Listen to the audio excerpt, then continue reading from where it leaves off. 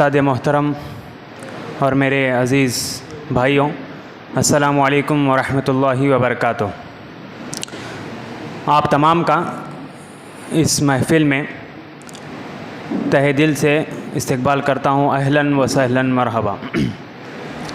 اس programme کے آغاز کے لیے میں برادر عبدالباسط سے درخواست کرتا ہوں کہ وہ آئیں، وہ اس پروگرام کا آغاز کریں۔ برادر عبدالباسط۔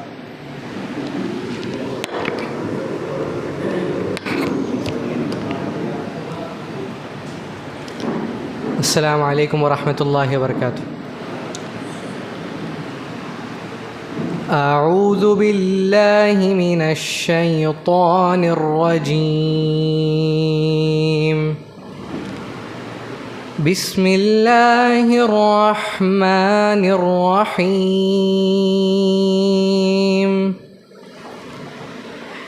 ان الذین آمنوا وعملوا الصالحات سيجعل لهم الرحمن ودا فإنما يسرناه بلسانك لتبشر به المتقين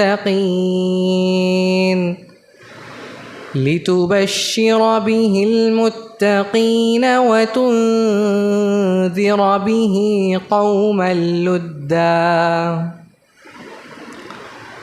وكم أهلكنا قبلهم من قرن هل تحس منهم من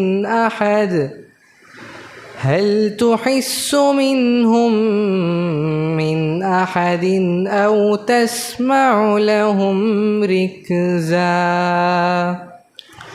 صدق الله العظيم۔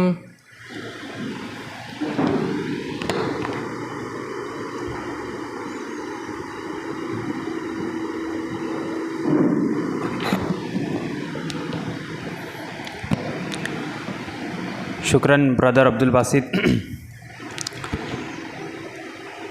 جیسا کہ آپ تمام کو معلوم ہے کہ ہمارا اس پروگرام کا موضوع قرآن میں تدبر، کچھ رہنما باتیں، جس کو ہمارے سامنے استاد محترم محی الدین غازی صاحب پیش کریں گے۔ قبل اس کے کہ اس پروگرام کا آغاز ہو، آخر میں اس پروگرام کے سوالات کا بھی سیشن ہے، تو آپ تمام حضرات بھی بھرپور اس میں حصہ لیں گے۔ سوالات مختصر سے ہوں اور اس کے جواب استاد انشاءاللہ ہمارے سامنے پیش کریں گے۔ تو میں بلا تاخیر استاد محترم سے درخواست کرتا ہوں کہ وہ آئیں اور اس موضوع پر ہمارے سامنے لب کشائی کریں۔ استاد محترم آ جائیں۔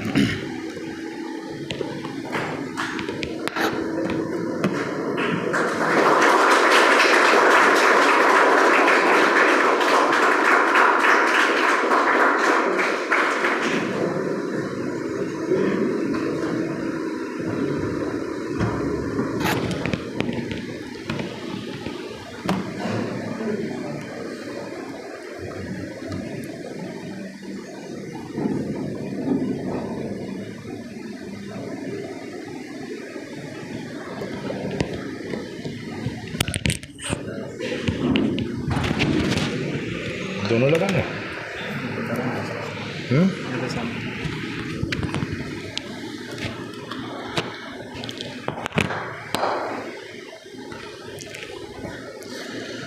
بسم اللہ الرحمن الرحیم، الحمد للہ رب العالمین، والصلاة والسلام علی النبی الکریم الامین وعلی آلہ وصحبہ اجمعین، اما بعد۔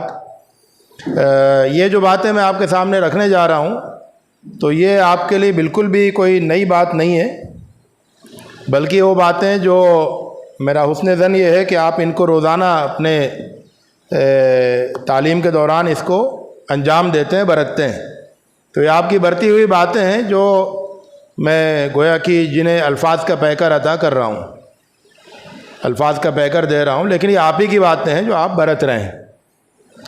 تو میں ایک ایک کر کے کچھ باتیں آپ کے سامنے ذکر کروں گا، اور اس میں اگر کچھ سوالات اٹھتے ہیں تو آپ بیچ میں بھی سوال کر سکتے ہیں، آخر میں بھی سوال کر سکتے ہیں۔ ایسی کوئی پابندی نہیں ہے کہ آخر میں سوال ہو، آپ بیچ میں بھی ہاتھ اٹھا کے سوال کر سکتے ہیں۔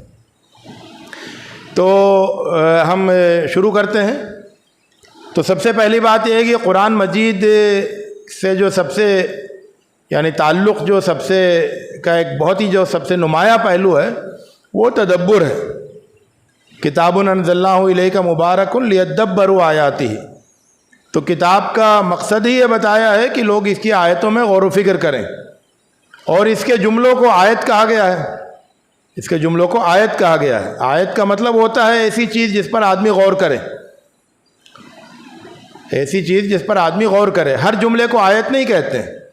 تو قرآن مجید نے اپنے جملوں کو آیتیں کہا ہے، جس کا مطلب نشانی کے ہوتے ہیں، اور نشانی وہ ہوتی ہے جو کسی چیز کے اوپر دلالت کرتی ہے۔ تو اس دلالت کو جاننا، غور کرنا، یہ اصل میں قرآن میں تدبر ہے۔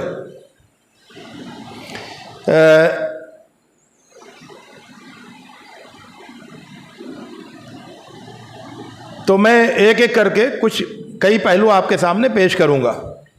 تو پہلی چیز جو ہے تدبر کا پہلا قدم وہ ہے قرآنی الفاظ کا لغوی مفہوم، کہ قرآن مجید آپ پڑھ رہے ہیں تو سب سے پہلا کام یہ ہونا چاہیے کہ جس آیت کو آپ پڑھ رہے ہیں یا جن آیتوں کو پڑھ رہے ہیں ان میں سے ایک ایک لفظ کا لغت میں مفہوم تلاش کر لیں کہ اس لفظ کی رینج کتنی ہے۔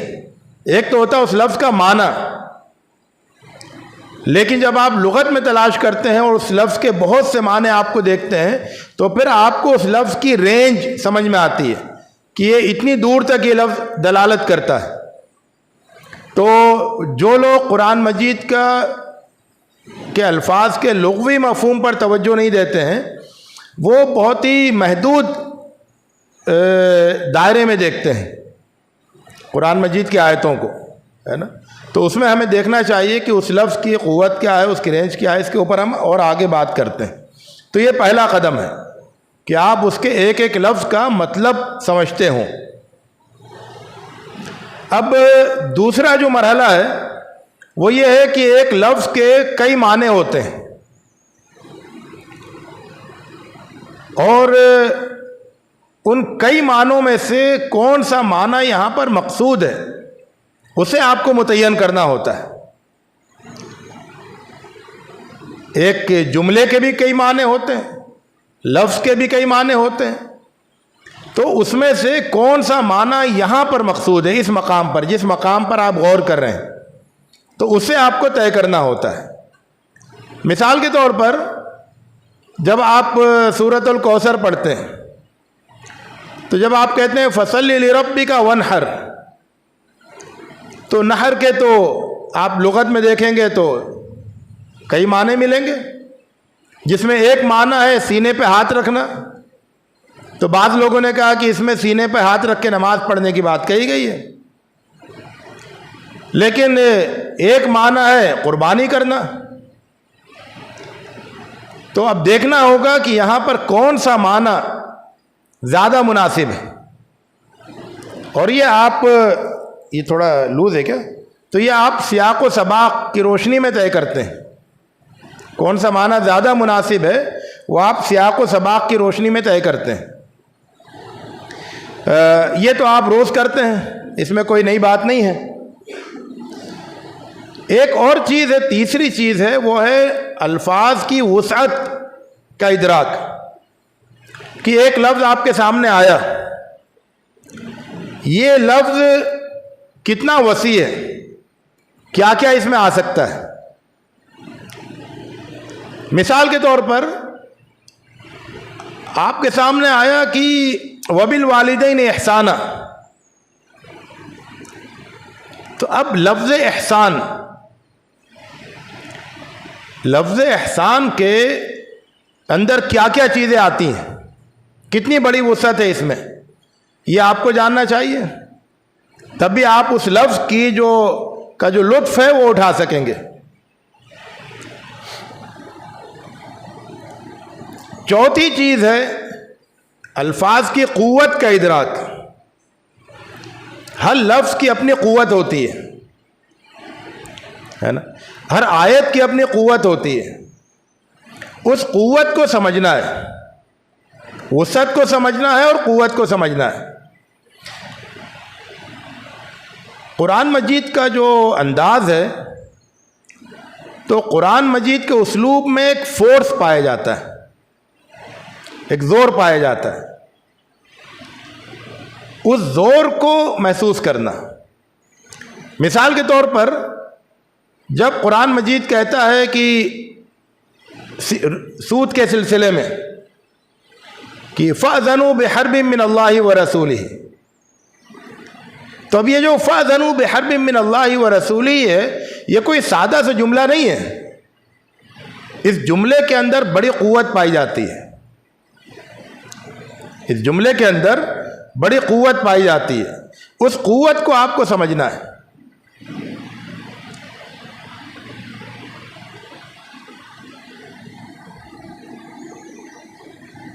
پانچویں چیز جس پر ہمیں تھوڑا سا اور ٹھہرنا ہے، وہ ہے قرآن کے الفاظ کے ساتھ آپ سفر کریں اور مشاہدہ کریں۔ پہلے آپ نے لفظ کا معنی جان لیا لغت میں، پھر آپ نے یہ طے کر لیا کہ کون سا معنی یہاں پر مراد ہے، پھر آپ نے یہ دیکھا کہ اس لفظ کے اندر کتنی وسعت ہے، پھر آپ نے یہ بھی دیکھا کہ اس لفظ کے اندر قوت کتنی ہے۔ اس وسعت کو آپ نے دیکھا، اس قوت کو محسوس کیا۔ اس کے بعد اب آپ کا اگلا قدم جو ہے وہ یہ ہے کہ یہ جو قرآن مجید کے الفاظ ہیں، یہ سادہ الفاظ نہیں ہیں، بلکہ یہ کچھ دکھاتے ہیں۔ قرآن کا جو اسلوب ہے وہ منظر کشی کا اسلوب ہے، منظر کشی کا اسلوب ہے، یعنی آپ کے سامنے ایسا لگتا ہے کہ کوئی فلم چل رہی ہے۔ ایک تو ہوتا ہے لفظوں سے تصویر بنانا، لفظوں سے تصویر بنانا، اور ایک ہوتا ہے اس سے بھی بڑا فنی کارنامہ ہوتا ہے کہ لفظوں سے متحرک تصویریں بنانا۔ تو قرآن مجید کا جو اسلوب ہے وہ لفظوں سے متحرک مناظر بنانا ہے۔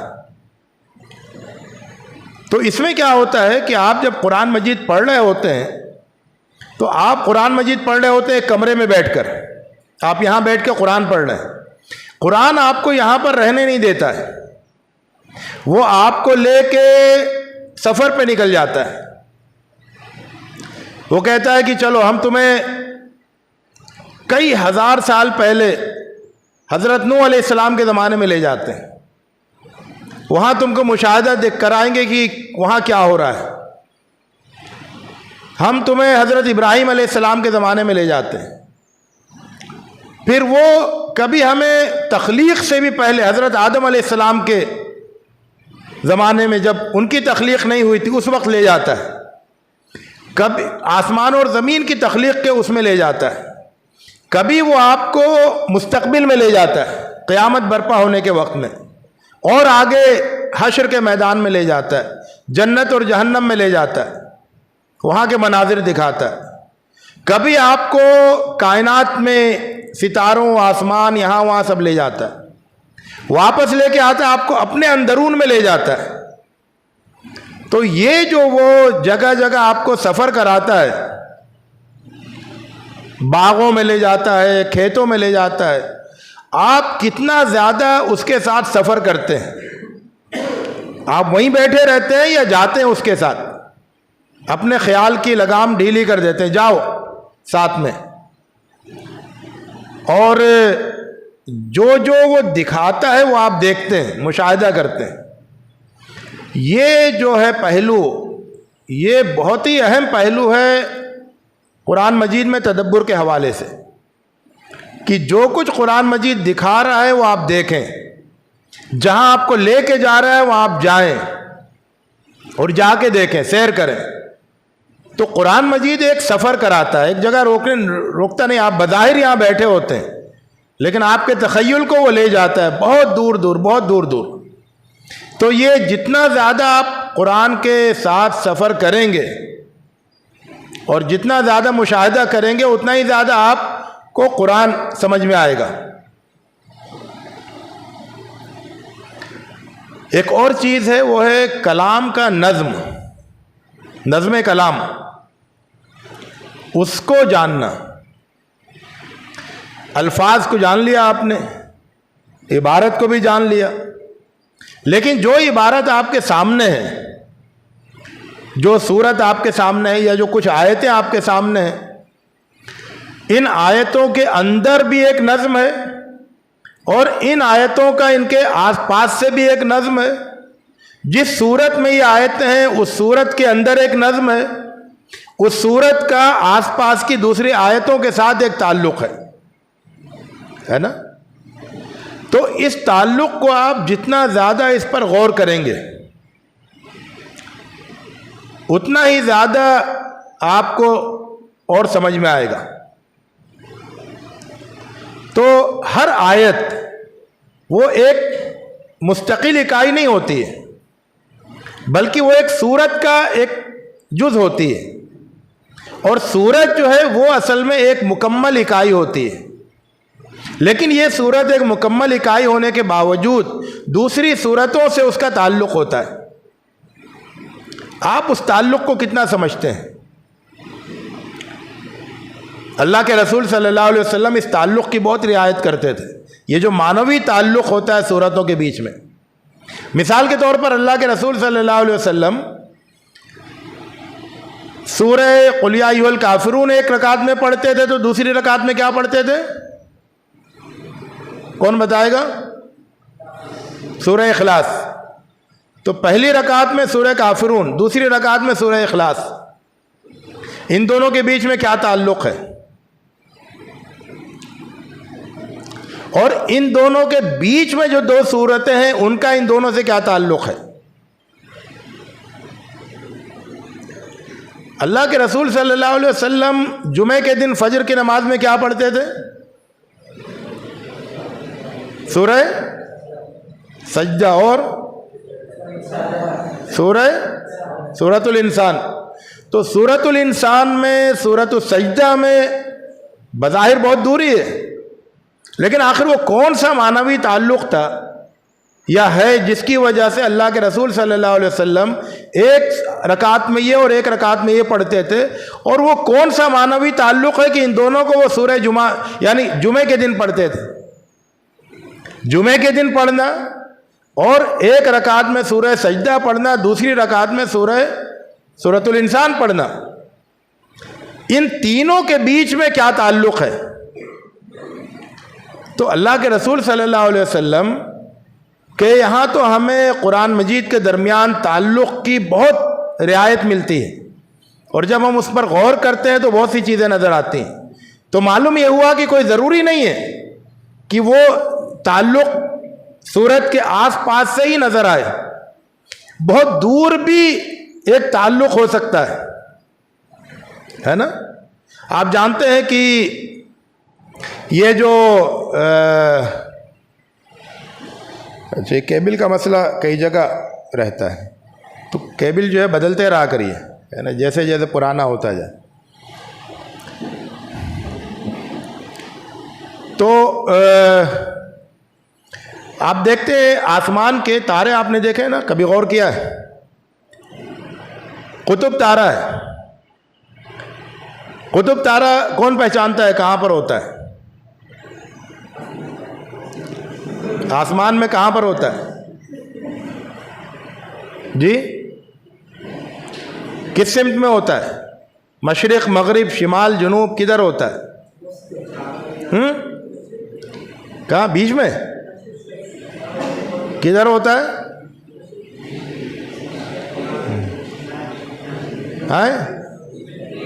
نہیں جانتے آپ لوگ؟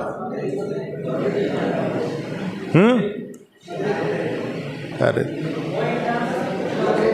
ہاں اچھا، تو یہ سب آپ لوگوں نے اس سے آگے بڑھ گئے آپ، ہیں پرانے زمانے کی بات ہے۔ میں اس کی مثال سے سمجھانا چاہ رہا تھا کہ قطب تارہ جو ہوتا ہے وہ شمال میں ہوتا ہے، ٹھیک، لیکن قطب تارہ تو بہت نمایاں تارہ نہیں ہوتا ہے، روشن نہیں، بہت زیادہ روشن نہیں ہوتا ہے، لیکن اس کی خصوصیت کیا ہے کہ وہ ایک جگہ رکا رہتا ہے نا، ہمیشہ شمالی میں رہتا ہے، وہ حرکت نہیں کرتا. لیکن اس کو پہچاننے کے لیے اس سے کافی دور پر ستاروں کا ایک گروپ ہوتا ہے جو بتاتا ہے کہ قطب تارہ کہاں پر ہے. تو اسی طرح سے قرآن مجید میں بسا اوقات دور کی صورتوں میں بھی ربط ہوتا ہے، تعلق ہوتا ہے، جیسے سورہ سجدہ اور سورۃ الانسان، اور ان دونوں کا تعلق جمعے کے دن سے. تو یہ سب کیا ہے؟ یہ غور و فکر کے پہلو ہیں جو اللہ کے رسول صلی اللہ علیہ وسلم کی سیرت سے بھی ہم کو ملتے ہیں. ایک اور پہلو ہے کلام کی جمالیات، جمالیات کا مشاہدہ. یعنی قرآن مجید بہت ہی خوبصورت کلام ہے، دل میں اتر جانے والا. ٹھیک ہے، تو جب آپ قرآن مجید پڑھتے ہیں تو اس میں جو جمال ہے، بیوٹی جو ہے، اس بیوٹی پر غور کرنا. جو الفاظ اختیار کیے ہیں، جو اسلوب ہے، وہ اس اسلوب میں کتنا حسن ہے.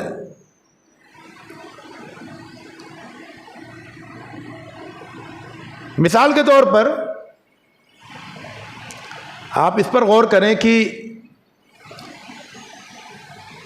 اگر کوئی بندہ اللہ کے ساتھ شرک کرتا ہے تو اللہ تعالیٰ کو کتنا غصہ آتا ہے؟ بہت غصہ آتا ہے نا، کیونکہ شرک تو بہت بڑا ظلم ہے، ان الشرک لظلم عظیم. اب ماں باپ ہیں، وہ مشرک ہیں، اللہ ناراض ہوتا ہے ان سے، ناراض ہے نا. وہ ماں باپ جو مشرک ماں باپ ہیں، وہ اپنے مومن بیٹے کو مجبور کرتے ہیں، پریشان کرتے ہیں کہ وہ ایمان کو چھوڑ دے. ٹھیک، تو یہ کتنا ناراض کرنے والی بات ہے اللہ تعالیٰ کو. ایک تو خود شرک کرنا، پھر اپنے مومن بیٹے کو مجبور کرنا، اس پر دباؤ ڈالنا شرک کرنے کے لیے، تو بہت ناراض کرنے والی بات ہے نا. اب اتنی اس صورتحال میں اگر اللہ تعالیٰ یہ کہتا ہے کہ وَصَاحِبْهُمَا فِي الدُّنْيَا مَعْرُوفًا، دنیا میں ان کے ساتھ بہت اچھا سلوک کرو. کس کے ساتھ؟ ان والدین کے ساتھ جو کہ مشرک بھی ہیں اور اپنے بیٹے کو شرک پر کرنے کے لیے دباؤ بھی ڈال رہے ہیں. اللہ تعالیٰ کہتا ہے ان کے ساتھ اچھا سلوک کرو. کیا کلام میں کتنا حسن ہے، کتنا خوبصورت، کتنی خوبصورت بات ہے نا. تو کلام کے اندر جو خوبصورتی ہے، لفظی لحاظ سے بھی اور معنوی لحاظ سے بھی، اس خوبصورتی کو محسوس کرنا. پھر کیا ہے کہ آپ دیکھیں گے کہ صوتی لحاظ سے قرآن مجید میں خوبصورت آہنگ پایا جاتا ہے. صوتی لحاظ سے، جس کو کیا کہتے ہیں؟ صوتی اعجاز. اور پھر جو قرآن ہر سورت کی جو ابتدا اور اختتام ہوتا ہے وہ کتنا خوبصورت ہوتا ہے. پھر ہر آیت کا جو اختتام ہوتا ہے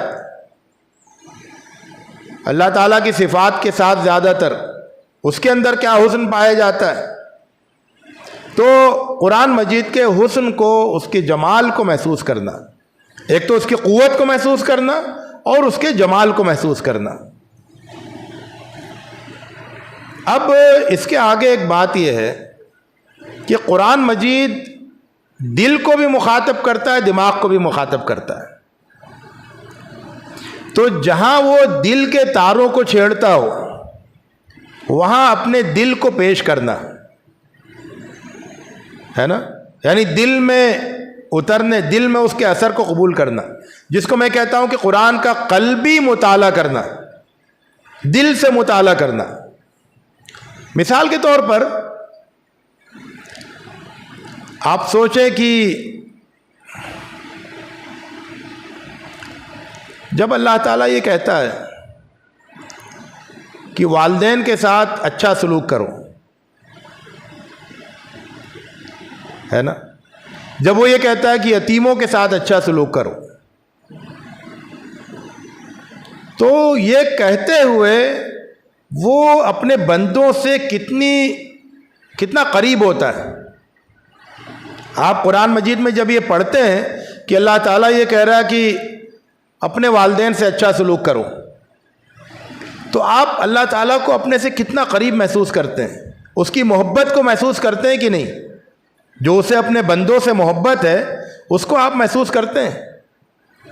جب اللہ تعالیٰ یہ کہتا ہے کہ غریبوں پر خرچ کرو، تمہارے مال میں غریبوں کے لیے حق ہے، تو آپ اللہ تعالیٰ کی محبت کو محسوس کرتے ہیں جو اسے اپنے بندوں سے ہے۔ جب وہ کہتا ہے اے میرے بندو تم نے بہت گناہ کیے ہیں، ہے نا، لیکن تم مایوس مت ہو، توبہ کر لو، تو کتنی محبت محسوس ہوتی ہے۔ تو یہ جو اللہ تعالیٰ کے کلام میں جو بندوں سے محبت ہے، شفقت ہے، رافت ہے، اسے محسوس کریے۔ آپ سوچیں کہ ایک بچہ ہے، ماں باپ مر گئے ہیں، یتیم ہے، کوئی اس کا سہارا نہیں ہے، کوئی اس کا پرسان حال نہیں ہے، پھر قرآن مجید کی آیت سنائی دیتی ہے اس یتیم بچے کے سلسلے میں، اس کا اثر کچھ لوگوں کے دل پر ہوتا ہے، وہ جا کے اس کو اپنی کفالت میں لے لیتے ہیں، اس کی بہترین پرورش کرتے ہیں۔ یہ سب کیا ہوتا ہے؟ کہاں سے ہوتا ہے؟ اس محبت سے جو اللہ تعالیٰ کو اپنے بندوں سے ہے اور اللہ تعالیٰ کے کلام سے ظاہر ہوتی ہے۔ بوڑھے ماں باپ ہیں، بہت بوڑھے ہیں، وہ جب یہ محسوس کرتے ہیں کہ اللہ تعالیٰ میرے بچوں سے کہہ رہا ہے، ہمارے بچوں سے کہہ رہا ہے کہ اپنے والدین کی خدمت کرو، تو انہیں اللہ تعالیٰ کی کتنی مطلب اللہ تعالیٰ کی کیا محبت محسوس ہوتی ہوگی، ہے نا، اس کا جو حنان ہے وہ محسوس ہوتا ہوگا۔ تو یہ کہ قرآن مجید میں جو دل کو چھیڑنے والی باتیں کہی گئی ہیں، دل میں اترنے والی، انہیں دل میں اترنا چاہیے۔ ایسا نہیں ہو کہ آپ بہت ہی روکھے سوکھے انداز سے قرآن مجید پڑھتے چلے جائیں کہ تلاوت کر لی، مطلب سمجھ لیا، تفسیر میں دیکھ لیا اور یہ مطلب معلوم ہو گیا، اس پر بحث کر لی، اس پر بحث کر لی۔ نہیں، یہ کافی نہیں ہے۔ آپ قرآن مجید سمجھنے کے لیے سب کریے، لیکن جب سمجھ لیں تو پھر ایک وقت میں اپنے دل سے قرآن مجید کو پڑھیے۔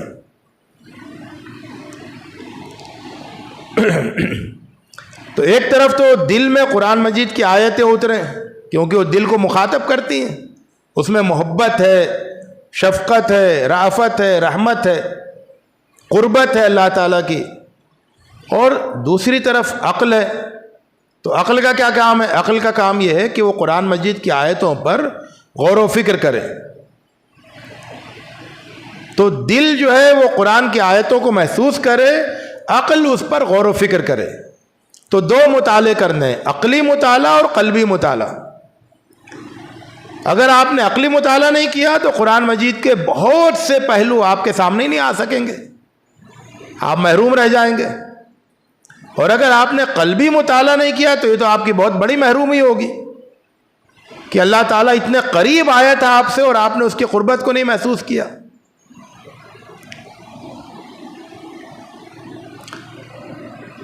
پھر یہ جو غور و فکر و تدبر ہے، اسی کا اگلا مرحلہ ہے وہ یہ کہ قرآن مجید کے جو انطباقات ہیں، جو ایپلیکیشن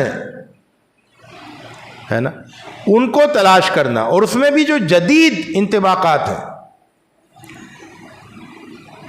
مثال کے طور پر ہم اسی مثال پر آتے ہیں کہ پہلے کیا تھا کہ والدین کے ساتھ حسن سلوک کرو، تو اس کے انطباقات کیا ہوتے تھے کہ رات بھر دودھ کا پیالہ لے کے کھڑے رہے۔ سنا ہے نا آپ نے واقعہ؟ آپ نے وہ واقعہ بھی سنا ہوگا کہ ایک آدمی اپنی پیٹھ پر اپنی ماں کو بٹھا کر بہت دور سے لے کے آیا مکہ، اور اس نے پورا حج کرایا۔ تو یہ اس دور کے انطباقات تھے. جدید انطباقات کیا ہوں گے؟ کیونکہ اب تو اس کی ضرورت نہیں ہے کہ آپ گلاس لے کے کھڑے رہیں. اب تو فریج میں رکھا رہے گا, والد صاحب بھی جب چاہیں گے نکال کے پی لیں گے, آپ کے بچے بھی پی لیں گے. پیٹھ پہ بٹھا کے وہاں تک لے جانے کی بھی ضرورت نہیں ہے, سارے وسائل موجود ہیں. اس سے زیادہ آرام سے آپ کے والد وہاں چلے جائیں گے حج کرنے کے لیے, اور بہتر انداز سے کر لیں گے. لیکن ابھی نئے ایشوز کیا ہیں؟ وَبِالْوَالِدَيْنِ احسانہ کے نئے سوالات کیا ہیں؟ کہ اب جو نیا طرز زندگی ہے جس میں بچوں کو ضروری ہوتا ہے کہ وہ بڑے شہروں میں, دوسرے ملکوں میں کمانے کے لیے جائیں, اور اکیلے نہیں جا سکتے تو اپنی فیملی کو بھی لے کر جائیں, اور ان کے والدین جو ہے وہ جا نہیں سکتے ہیں تو وہ پھر ابھی اسی چھوٹے شہر میں یا بستی گاؤں میں رہیں. تو اب اس پورا جو نیا زندگی کا جو نظام ہے اجتماعی زندگی کا, اس میں وبالوالدین احسانہ پر عمل کس طرح سے ہوگا, تو اس کے بارے میں غور و فکر کرنا. یتیموں کے مال کی حفاظت کے جدید طریقے کیا ہوں گے, اس کے اوپر غور و فکر کرنا. ایسے زمانے میں جب کہ آپ دور دور رہتے ہیں, ایک جگہ مل کے سارے رشتہ دار نہیں رہتے ہیں, تو وَبِذِي الْقُرْبَى کے اوپر عمل کس طرح سے ہوگا, اس کے اوپر سوچنا. تو جدید انطباقات قرآنی تعلیمات کے, ان کے بارے میں غور کرنا ہے نا, یہ بھی جو ہے وہ اسی میں آتا ہے. سود کو حرام کیا گیا, تو سود کی اب جدید شکلیں کیا ہیں؟ قدیم شکلیں وہ تو اب زیادہ پائی نہیں جاتی ہیں, جدید شکلیں پائی جاتی ہیں. پہلے کسی کو سود لینا ہوتا تھا تو کسی بنیا کے یہاں جاتا تھا, اب سود لینا ہوتا ہے تو کہاں جاتا ہے؟ وہ بینک جاتا ہے. بینک میں بنیے کا بھی پیسہ ہوتا ہے, بینک ہی سے آپ پیسہ لینے جاتے ہیں. تو بہت سے بنیوں نے مل کے ایک بینک بنا دیا کہ وہاں سے جس کو سود چاہیے ہوگا وہاں سے مل جائے گا آسانی سے. تو اپنا بنیے کو انتظار کرنا پڑتا ہے کہ کوئی آئے گا سود لینے, اور مجھے اس سے سود وصول کرنا ہوگا, اور معاشرے میں مجھ کو بدنام ہونا پڑے گا کہ یہ سود کا کاروبار کرتا ہے اور یہ اتنا ظلم کر رہا ہے غریبوں پر. تو بنیا جو ہے وہ ظلم کرنے کے الزام سے بچ گیا, اور اس کے پاس جو ہے وہ سود لینے آ رہے ہیں لوگ انڈائریکٹلی. اور جو سود ضرورت مند ہیں انہیں بنیے کے چکر نہیں لگانے پڑنے, وہ سیدھے بینک جا رہے ہیں. تو پورا ایک نیا سسٹم بن گیا سود کا. اب اس سودی نظام میں قرآن مجید کی تعلیمات کی رہنمائی کیا ہوگی؟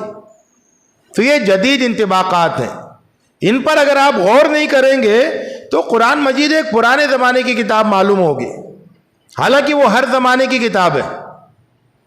قرآن مجید ہر زمانے کی کتاب ہے. اور پھر اسی کی جو آخری بات ہے وہ یہ کہ اللہ تعالیٰ کا کلام جو ہے وہ آپ کی زندگی کا حصہ بن جائے. یہ مقصود ہونا چاہیے کہ اللہ کا کلام میری زندگی میں نظر آئے. ایک بات جو ہے وہ بہت پیاری علامہ غزالی نے کہی ہے. وہ کہتے ہیں کہ ہمارا مسئلہ یہ ہے کہ نتعلم لنقرأ, نتعلم لنقرأ, ہم سیکھتے ہیں. کس لیے سیکھتے ہیں؟ تاکہ پڑھیں, ہے نا. ہم جو بچپن سے سیکھتے ہیں الف بے تے سے لکھنا, پھر اس کی مشق, پھر جملے بنانا, جملے لکھنا, جملوں کو پڑھنا, یہ سب پڑھتے کس لیے پڑھتے ہیں؟ پڑھنا سیکھتے ہیں نا. کس لیے؟ تاکہ ہم پڑھ سکیں. قرآن مجید کی تفسیر اور یہ اور وہ ساری چیزیں ہم, ہے نا, کلیت اصول الدین, کلیت الشریعہ, ماجستیر سب کر لیتے ہیں. کس لیے؟ کہ ہم قرآن مجید پڑھنا سیکھیں. نتعلم لنقرأ. چلے بھائی آپ نے سیکھ لیا پڑھنا, اب آپ کو کیا کرنا ہے؟ کیا کرنا ہے اس کے بعد؟ ہیں بولیے, کوئی ایک بولے. ارے پڑھنا ہے یار, ابھی تو پڑھنا سیکھا ہے نا, تو پڑھنا سیکھ لیا تو پڑھنا ہے. کس لیے پڑھنا ہے؟ پڑھانے کے لیے. یہ تو بہت چھوٹا مقصد ہے. پڑھنا ہے سیکھنے کے لیے. سیکھتے ہیں پڑھنے کے لیے, پھر ہمیں پڑھنا چاہیے سیکھنے کے لیے. نتعلم لنقرأ, لیکن مسئلہ کیا ہے؟ ما نقرأ لنتعلم. جب سیکھ لیتے ہیں تو پھر ہمیں پڑھنا ہے نا, تاکہ پڑھ کے ہم اس کے اندر جو کچھ ہے وہ جانیں, سیکھیں. تو وہ کام نہیں کرتے. یہ ایک بہت بڑا مسئلہ ہے, عوام کے ساتھ بھی اور علماء کے ساتھ بھی, اہل علم کے ساتھ بھی, کہ وہ قرآن مجید پڑھنے کے سارے منزلیں طے کر لیتے ہیں. یعنی سیکھنے کی ساری منزلیں طے کر لیتے ہیں, اور ساری منزلیں طے کرنے کے بعد اب انہیں قرآن پڑھنا آ جاتا ہے. اب ان کی ذمہ داری ہوتی ہے, اگلا قدم یہ ہوتا ہے کہ قرآن پڑھیں. کس لیے؟ تاکہ سیکھیں. کیا سیکھیں؟ جو قرآن میں ہے, جو قرآن سکھاتا ہے. کیا قرآن سکھاتا ہے؟ علمک ما لم تکن تعلم. وہ سکھاتا ہے جو آپ نہیں جانتے. قرآن مجید وہ سکھاتا ہے جو آپ نہیں جانتے, لیکن اس کے لیے آپ کو سیکھنا ہوتا ہے, پڑھنا. تو سیکھ لیا پڑھنا, اب پڑھیے تاکہ سیکھیں وہ جو قرآن مجید سکھاتا ہے. نبی کی ذمہ داری کیا ہے؟ یعلمہم الکتاب والحکمہ, ہے نا. تو کیا ہے؟ سکھاتے ہیں کتاب اور حکمت میں سے.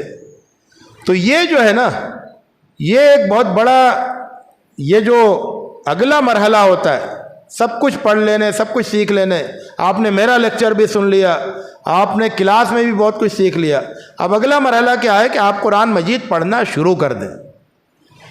جب آپ قرآن مجید پڑھیں گے تو وہ یہ بھی بتائے گا کہ کیا کیا عمل کرنا ہے, وہ یہ بھی بتائے گا کہ کیا کیا جاننا ہے, وہ یہ بھی بتائے گا کہ کس کس چیز پر یقین رکھنا ہے, اور وہ یہ بھی بتائے گا کہ کس کس چیز پر غور کرنا ہے. سمجھ گئے؟ قرآن مجید خود پھر بہت سی چیزیں سکھائے گا. وہ بتائے گا کہ کس چیز پر غور کرنا ہے, وہ بتائے گا کہ کس چیز پر ایمان لانا ہے, وہ بتائے گا کہ کس چیز پر عمل کرنا ہے, کس چیز سے بچنا ہے. یہ سب کچھ قرآن مجید خود بتائے گا. قرآن مجید کا کمال یہ ہے کہ وہ اپنے سارے جو حقوق ہیں وہ خود بتا دیتا ہے. یعنی قرآن مجید کے تعلق سے ہمارے اوپر کیا کیا حقوق ہیں, ہے نا. اس کی تلاوت کرنا ہے, اس کو یاد کرنا ہے, اس پر تدبر کرنا ہے, اس کو مضبوطی سے تھامنا ہے نا, اس کو لے کے جہاد کرنا ہے. وجاہدہم بہ جہادا کبیرا. تو یہ سب کچھ جو کرنا ہے یہ سب قرآن مجید خود بتا دیتا ہے. ٹھیک. تو یہ کئی پہلو تھے جو مجھے اس وقت آپ کے سامنے پیش کرنے تھے. قرآن مجید پر جب آپ غور کریں, تدبر کریں, تو آپ کے سامنے مقاصد ہونے چاہیے. کیا مقصد کیا ہے؟ اہداف. تو وہ یہ ہے کہ دل نرم ہو جائے, حب الہی سے, اللہ کی محبت سے سرشار ہو جائے, دل آخرت کے خوف میں مبتلا ہو جائے, عقل کی جو استعداد ہے, جو اس کی کیپیسٹی ہے, اس میں اضافہ ہو, اور عقل جو ہے غور و فکر کی شوقین بن جائے, رسیہ ہو جائے. آپ کے جو اخلاق و کردار ہیں وہ قرآن کا پیکر بن جائے, کانا خلق القرآن. آپ کو دلائل کی قوت حاصل ہو جائے, کیونکہ قرآن مجید دلائل کی کتاب ہے. آپ کے فکر و عمل میں بلندی آ جائے, آپ جہاں ہیں اس سے بلند ہوتے چلے جائیں اپنی فکر اور عمل میں. آپ کے اندر قرآن مجید کا پیغام پہنچانے کا جذبہ پیدا ہو جائے, کیونکہ قرآن مجید خود داعی بناتی ہے. آپ کے اندر کائنات کو جاننے کی خواہش پیدا ہو جائے, کیونکہ قرآن مجید خود آپ کو کائنات کی سیر کراتا ہے. آپ کے اندر نیکی سے محبت اور برائیوں سے نفرت پیدا ہو جائے, اللہ اور رسول کی اطاعت کا شوق پیدا ہو جائے. اور اللہ کے کلام والی نگاہ حاصل ہو جائے۔ یہ کیا ہوتی ہے اللہ کے کلام والی نگاہ؟ جب آپ قرآن مجید پر خوب غور کرتے ہیں اور ہر مسئلے کو قرآن مجید کی روشنی میں دیکھتے ہیں تو کیا ہوتا ہے کہ آپ کو ایک نظر حاصل ہوتی ہے، قرآنی نظر۔ یہ قرآنی نظر جب آپ کو حاصل ہوتی ہے تو آپ ہر مسئلے میں اگر آپ کو قرآن مجید کی کوئی آیت نہیں ملے تب بھی آپ یہ سمجھ لیتے ہیں کہ قرآن مجید کا اس میں کیا موقف ہوگا۔ تو قرآن مجید والی نظر آپ کو حاصل ہو جاتی ہے، آپ ہر مسئلے کو قرآن والی نظر سے دیکھتے ہیں کہ اگر قرآن اس بارے میں رہنمائی کرتا تو کیا کرتا، یہ بھی آپ سوچنے لگتے ہیں۔ قرآن کی رہنمائیوں سے آپ اتنا مانوس ہو جاتے ہیں، اتنا فیملیئر ہو جاتے ہیں کہ آپ ہر نئے مسئلے میں سوچتے ہیں، ہر مشکل مسئلے میں سوچتے ہیں کہ قرآن مجید اس میں کیا رہنمائی کرتا یا کرے گا، اور پھر غور کرتے ہیں قرآن میں تو وہ رہنمائی ملتی بھی ہے۔ جیسے حضرت عمر رضی اللہ تعالیٰ عنہ بہت سے مشورے دیتے تھے، پھر قرآن میں بھی وہی مشورے ملتے تھے، وہی باتیں ملتی تھی۔ تو ایسا نہیں تھا کہ قرآن مجید ہے کیا کہ قرآن مجید والی نظر حاصل ہو گئی تھی، قرآن مجید والی نظر حاصل ہو گئی تھی۔ یہ نہیں کہ وہ وہی کے آگے آگے چل رہے تھے، بلکہ قرآن مجید سے اتنا لگاؤ ہو گیا تھا کہ وہ جو بھی مسئلہ آتا تھا وہ کہہ دیتے تھے کہ اس میں تو یہ حل ہونا چاہیے اس کا، اور پھر قرآن مجید بھی وہی کہتا تھا، کیونکہ ظاہر کی نظر ایک ہو گئی نا۔ تو یہ اصل میں ایک مرد مومن کے اندر پیدا ہونی چاہیے، یعنی قرآن والی نظر۔ تو یہ کچھ باتیں تھیں، اب اگر آپ کے پاس کچھ سوالات ہوں تو وہ بھی پیش کریں، انشاءاللہ اس پر گفتگو ہوگی۔